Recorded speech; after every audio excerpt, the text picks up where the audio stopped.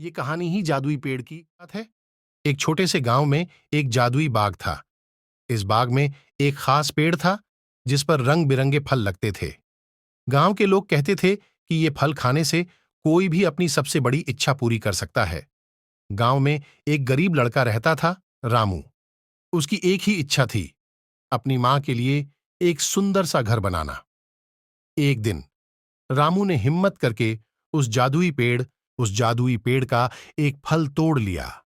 फल खाते ही उसके सामने एक जिन्न प्रकट हुआ और बोला, तुम्हारी इच्छा पूरी होगी, लेकिन एक शर्त है।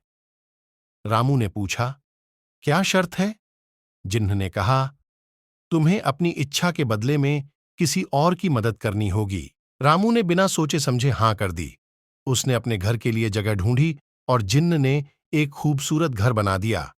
लेकिन रामू को अब भी किसी की मदद करनी थी। उसी गांव में एक बूढ़ी औरत थी जिसे लोग अक्सर अनदेखा कर देते थे। रामू ने उसकी मदद करने का फैसला किया। वह उसके लिए खाना बनाता, उसके घर की सफाई करता और उसके साथ समय बिताता। उसकी इस दयालुता से बूढ़ी औरत का दिल भर आया और उसने रामू को अपना आशीर्वाद दिया। जिन्न ने रामू की इस करुणा को देखा और कहा, तुमने शर्त पूरी की है।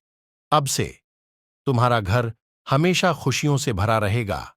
और इस तरह रामू ने न सिर्फ अपनी इच्छा पूरी की, बल्कि उसने यह भी सीखा कि दूसरों की मदद करने में जो खुशी मिलती है, वह किसी जादुई फल से कम नहीं होती। यह कहानी हमें यह सिखाती है कि अपनी खुशियों के लिए दूसरों की मदद करना भी जरूरी है। और जब हम दूसरों की मदद करते हैं, तो कहीं ना कहीं हम अपनी खुशियों को भी बढ़ा